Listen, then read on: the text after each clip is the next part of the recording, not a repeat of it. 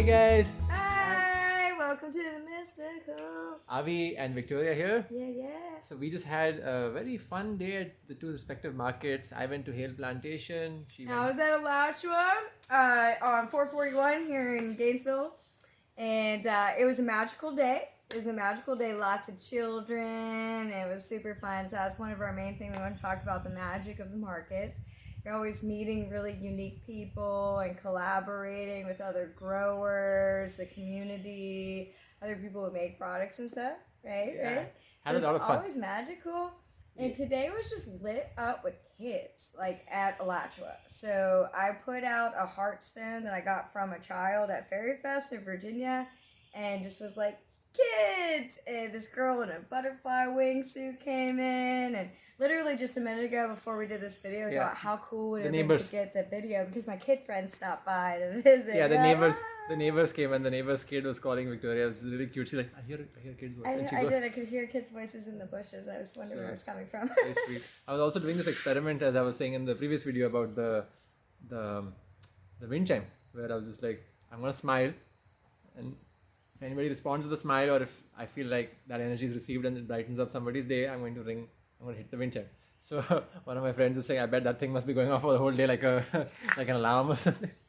That's funny. I hit a wind chime too after a sale or a really deep conversation. So there's lots of kids, but there's also the cool, talking nutrition and, the different products we have are like organic, and we use like agave, and I put a little bit of organic cane sugar in the bread just because it helps the yeast, but I'm like, I don't want to use a pinch. Just because of the digestive system. So we have really, really deep conversations, and after a really cool moment, I'll be like, ding, hit the bells. Had kids coming and playing the bells. This little girl was determined, and I was like, her brother wanted to help her. I was like, let her do it herself. How to actually connect the two pieces. So I realized the patience with kids, like, she was really, really, like, wanting to put it together, and I like showed her how, but then let her do it. And at the end, she was like helping me pack the car and everything with her mom. It was really sweet. It was really cool. One thing, and I really appreciate that, but I also feel this thing about trading with other people really brightens up not just your life but other people's as well, because this is idea that you have something of value which somebody else may need, and they have something that you don't have right now, but you can exchange. So for example, we have bread, and we gave the product. Traded for like vegetables or something. Or in my case, tinctures. Yeah. So for us, that tincture is very valuable. For the other girl, now she's got food for her baby for dinner. So it really it gives me a strong sense of community. It reinforces that for me when I feel like I have a few leftover products, and then I'm like, okay, just give a few to you, and then get stuff back. Trade even when you get gifted. Like, I got gifted 2 big old things of potatoes, like 2 carts of potatoes, and I was like, can I give you a bread? I mean, just because it's so nice. The farmers are really, really nice. The people, I love working with the people at the farmers market. You build like really solid relationships and connect with the community. I haven't gone in a long time because we had somebody, really sweet girl. She was here for such a short while that didn't even get a chance to get her on video, but Marissa, she's a super spiritual person. I forgot that. Oh man. And I actually gifted her my Native American flute for her journeys. She's flying off, but it was a really sacred gift. And we did a vending in High Springs with her, and I felt called to bring little sound therapy instruments, and she just was like naturally good. But she used to run, so people were asking about her today. But so that's what happens when you have college students here that could work for you, and then they graduate, and then they're going off to their next adventure. But she was super spiritual, super kind, and she brought in a lot of excitement too. And so we're looking forward to the next person that's gonna, take her place. So I haven't been in the markets in a while because she was covering that, and I was running the garden nursery here on Saturdays.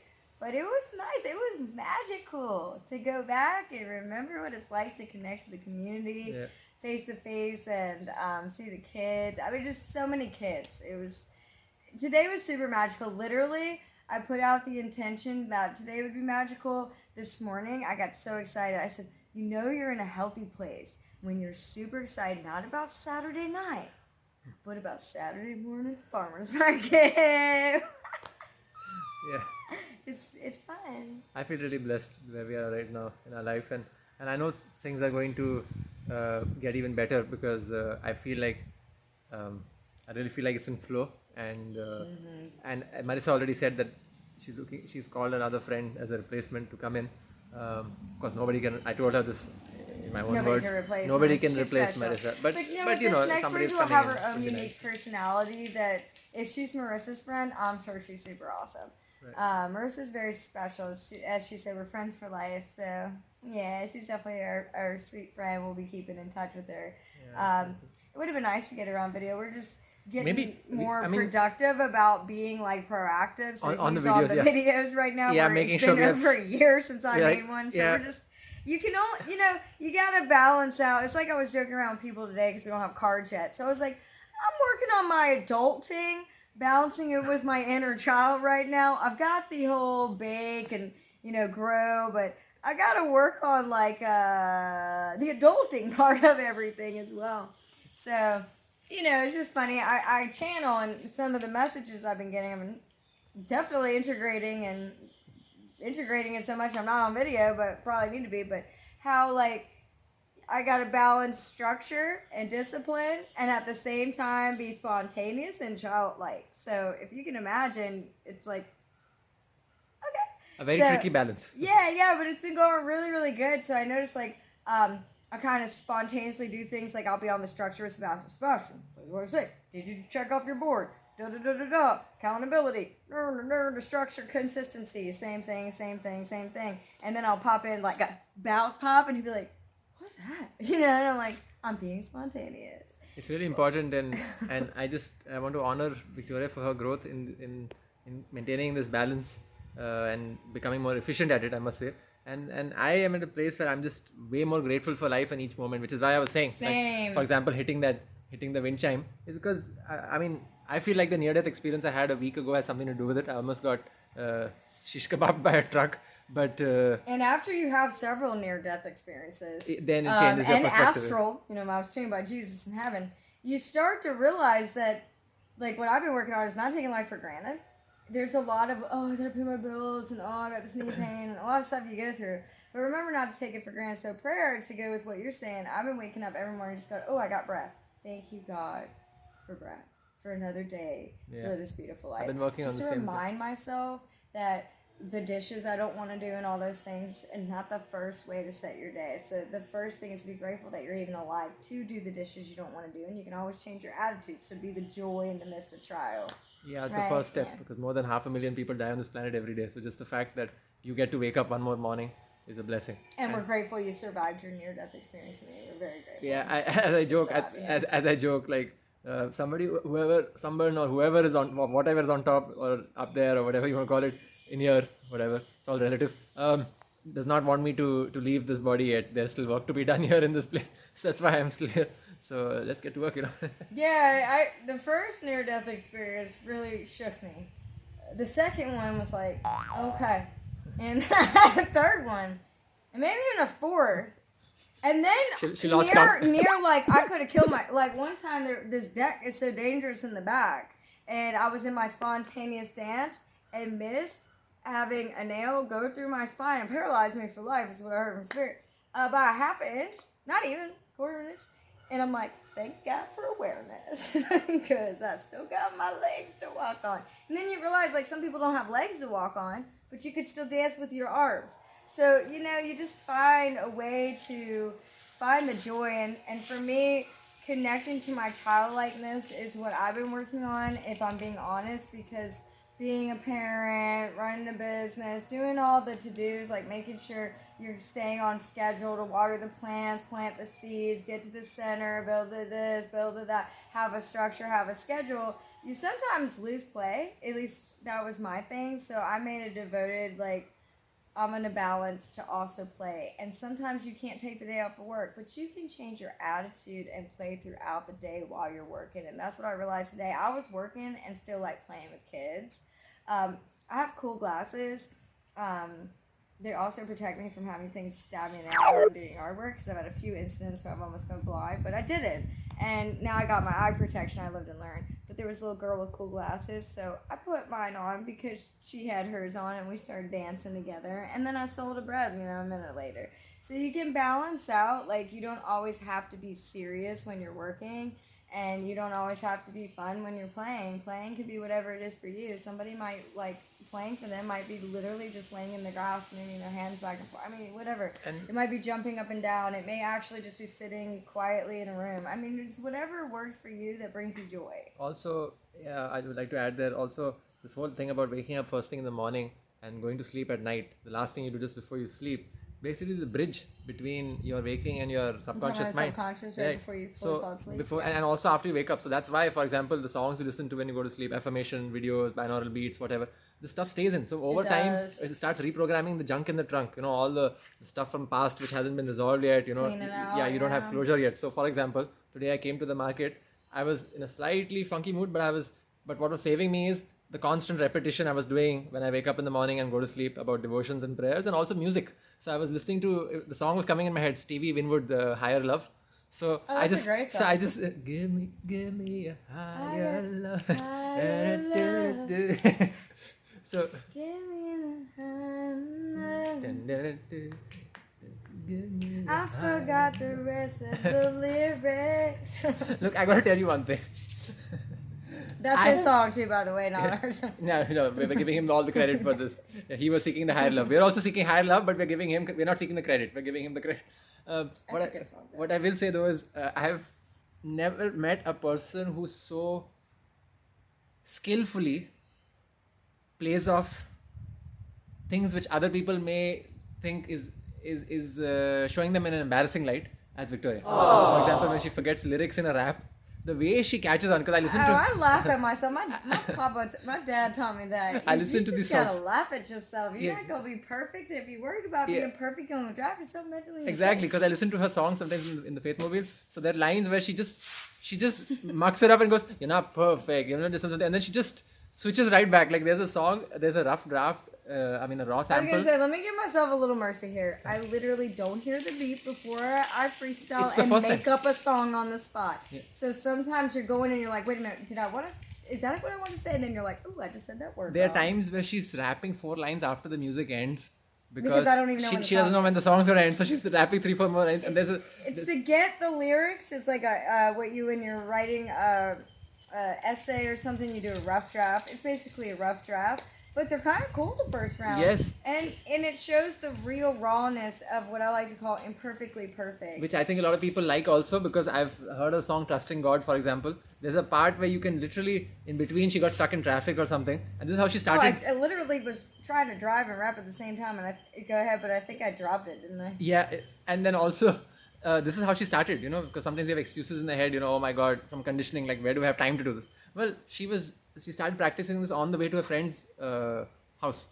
I was actually in Virginia, where I see a multitude of people, and I'm like from morning to night on the road.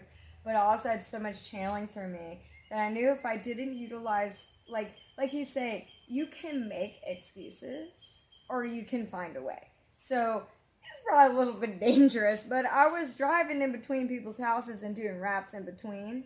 Is that the one you're talking about? Where I actually literally dropped the speaker and everything? And then you can hear and then and I accidentally ran off the road. Yeah, she switches off the music and she's like, oh my goodness, I am in the middle of the road, backing up, teet.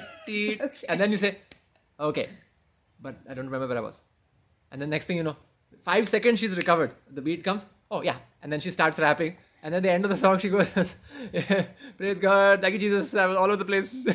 I'm all over the place, but we're gonna get there. It's just because it feels a little ungrounded. I prefer to go to Beaver Dam Park, actually in Virginia, to do the freestyle raps.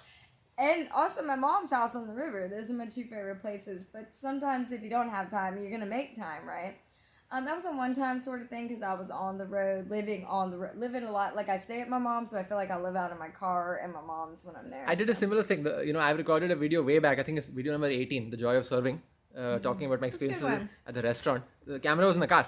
So again, this is what we're doing here. I'm not letting perfectionism block me from putting out content. So this is why this stuff's gonna come up now soon. Because I'm not going to be like, oh, well, it's perfect, then I'll put it up. No, just put this up on YouTube. Let's get consistency going. Let's get momentum. It's all about momentum. That's actually been channeling through me for last couple weeks. It's a book also I'm reading called Telos, and it's the inner earth being. So they're basically advising how do you live and learning how to live in 5D and higher in your physical reality. So as they say, the dark is restless and it's always got momentum, right? It may be to destroy and kill and beat down and discourage, but it don't stop, right? If you ever feel like stress don't stop, it just pounds. Well, put that in joy and don't stop. And then your momentum's going to become more light. See, they say the beings of light might get beaten down some that they give up. So if we don't give up or we don't worry about being perfect or different, see, that was all set in like conditioning anyway. So and momentum. It's a checklist, right? You don't fit this box, you don't fit this checklist. Beyond half the spiritual beings on this planet have worked really hard to transcend past that. So it's like deep stuff like that. Basically, you can get stuck in the rut of your mind thinking it's not perfect. So high dimension is living in the quantum field, and it actually talks about consistency. Also, but when I said, well, that's interesting because God changes plans sometimes, and it said consistent to being present in every now and moment. This is the key, because this also helps you go beyond mind's conditioning. Because if you go by what Dr. Joe Dispenza says, he says to literally your personality creates your, I'm giving him credit for this, your personality creates your personal reality. So your personality is your set of thoughts, behaviors and feelings. So if you want to create something in your reality, in your personal reality, which is different from what you don't have right now, is different from what you're currently experiencing, then if you work backwards, you're going to have to change your personality. In other words, you're literally going to have to become biologically and neurologically a new person. And you can also look at, say, you want to change patterns. Like, I had, past tense, a habit of not eating breakfast. And it's terrible for your heart. This is a good example. It's actually why I probably was so irritable some days. So, I'm just like, why am I irritable? Why is my drink? Well, not eating breakfast. I mean, I disciplined myself to wake up with water. Wake up with my love cup of water, and I made like a rap about it, and I affirmed. And so you can kind of affirm yourself into the momentum of change. But it was like just the consistent practice. Like even at first, I was like, I don't really want to eat a full meal in the morning. I like to eat it at night, but I switched my pattern. At first, it was uncomfortable, and there was a little bit of change. But since I stayed on it for at least a week, I recommend 30 days, but for me, it shifted within a couple, like 2-3 days, and my body adjusted. But it depends on your level of attachment to things. I'm not attached to having a heart attack, so I was totally cool with eating breakfast. When I learned, I'm like, this is risking heart attack. I'm good. So, but I switched the momentum, by just going, even if you don't feel like it. And that's what the telos teach me. It's when you don't feel like it, when you get that balance. Actually, I don't know if it was telos, but I got some sort of channel reading. Anyway, even when you don't feel like it, do it anyway. And when you I have a morning devotion and I eat breakfast. Even if I don't feel like the devotion I love, but the breakfast, now I want it. Because now I see, this makes me feel good. My energy's up. I feel more joy. Just by keeping the momentum, I got stronger. Where it took me I'd be like, I'm too busy. This and that. So people today, when I was telling them about breakfast and how important it is, because if I learn something, I teach others. That's how it goes. And they're like, I'm too busy. I said the same thing, but you can make a smoothie in as much time as you make excuses that you don't have time. You could have made a smoothie. Honestly. And that's what I started telling myself. You make more time to say why you can't have breakfast. You could have already ate something like a banana or a smoothie. And something also, 5 minutes. But it eat takes before longer. 12 o'clock. It takes longer to procrastinate, and also this is the point he was talking about, when the gap between a lot of people knowing what to do, but do they do what they know? So filling in that gap, and also tying up. You gotta be your best friend. And tying up that point to that point what she said earlier. I was just saying that when you think it doesn't count, that's when it counts the most. So it's the small habits which create the big dreams. So it's this fool's reality. Doesn't Mother Teresa say something about she says do small things. She says do small things with big love, right? She also talks about, I can do things you can't, you can do things I can't, so together we can do great things. Yeah, like that, right? Yeah, so this is powerful stuff. So that's how we can collaborate, because at the end of the day, you're going to realize you only have 2 hands and 24 hours. So you need a team. At least one other person you can trust on, and I have at least one other person right here. Well, if I'm being humble and honest, like I was saying about that small habit, I know it's like breakfast, no big deal, that's spiritually enlightened. Actually, that small step is huge in my life, like humongous. I could transmute and transcend, demonic energy that's projected on us or whatever it be. And I can pull out things and heal traumas from past lives and pains but eating breakfast? I don't have time for that, right? It's ridiculous. So what I found is the mind can actually spend more time making excuses about how it doesn't have time. And if you calculated how much time you might complain, make excuses, or talk about your sad old story, you realize you could have changed your story in as much time as you spend telling it. So that's not you or him in particular, or anyone in particular, but me. I was like, you keep saying the same thing. I don't have time. And then Jesus said to me that when we feel insecurity or pain that we just can't do anything about, I've had things in my life dealing with others that no matter how much I want to trust them, it just sort of just doesn't. You feel the sense of... I keep forgiving and thinking it's going to be great. You feel the sense of helplessness that you can't control the other person's reaction. Not control, but that they may not respect you. Even in my case, it's respect. And so I had to overcompensate a lot. So I used to eat breakfast before parent. I'll be honest, like before 10 years ago, breakfast. I used to get up, exercise, have breakfast, water. I mean, none of this was ever a thing.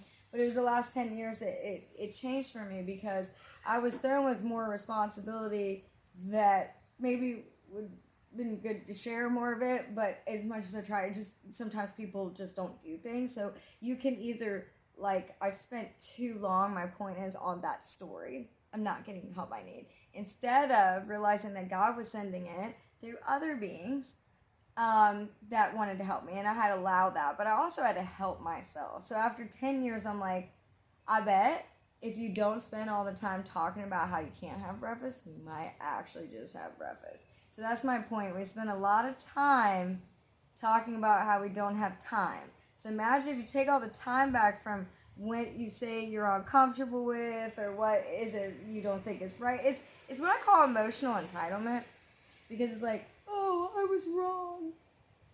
I can't have breakfast. I'm done to understand. Oh, me. Please save me. I just had to play along. And then eventually you get real with yourself, and you're like, you don't have to save. I mean, Jesus is the Savior. I don't but mean you don't any have to save yourself. I don't mean any from disrespect. Making excuses. Yeah. And so, I mean, it's like that, and I'm using myself as an example because I'm like stuck on the story of the past, realizing I have the power. I'm an empowered being of sovereignty of the God. I'm made in the image of God, therefore I have power. I can get myself some breakfast. The story ends and the new day begins. And that's what I'd like to encourage, because I've been doing it all day and plus with kids. But remember, keeping your childlike spirit, always find joy. I feel you, whatever the story may be, because trust me, there are people that have been like, oh my gosh, girl, you've been through some stuff. But I just want to say thank you, God, that I learned from those things. And I learned that I don't want to be codependent on anyone anyway. I'm dependent on God. So God inspired me to eat breakfast. I took the action. One small step can change your life. And you can go from disempowered to empowered instantaneously if you let yourself be healed and loved. It's a permission. And experience joy. You got to give yourself permission. It's a choice. I 100% agree with that. Yeah, it's a choice and it's a permission. Most people miss this part. And this is the last point I would just like to add here, because it's getting longer and we got work. We got work to do, but I will just add here more work, but we have fun with what we're doing. Exactly. I'm enjoying this, but just letting you know, I do realize, oh my god, I gotta go to the restaurant. We have to practice time back. And I have to work at the restaurant soon. I have to go and pick up my clothes. But anyway, so just this, I just feel it's really important. I just had one of those moments where I just felt like, I don't remember what I was about to say, but it's just important to embrace your moment and learn. As I'm learning, and I guess what I could say is, like, your divine parent, your divine, parents and child be in balance. To be all spiritual and all in the, but have no structure, foundation. No grounding. People don't take you as serious, so then you're like, well, why do people take me serious? Where if you're too serious, spiritual people are like, wait, I don't want to do that. So, I mean, I get, spiritual balance. people could be serious or not serious. But just as a human with balance, make sure you're enjoying something. If you can love everything you do in life, great. But we to stay consistent, you're gonna do it when you don't feel like it. So you may not, love everything you do, but still try to find a way to find some sort of joy. And remember that life is easily And what is gone like that. So it's good not to take it for granted. And you have the power to empower yourself.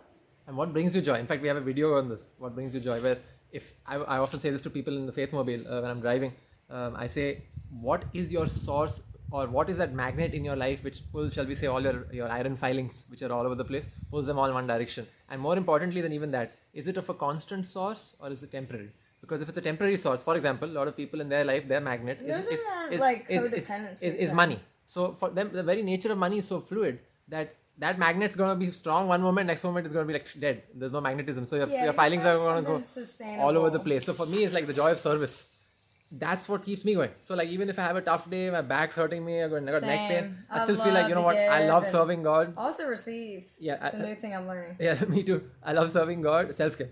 Both of us. Radical self-care. Started out in Nashville last year. I think it was the last time I did videos. Maybe there might have been one or two in between. Yeah, in Nashville. But my main devoted videos were definitely Nashville. And that was radical self-care. And I can say after a year, I'm practicing it. I'm proud of how far she's come.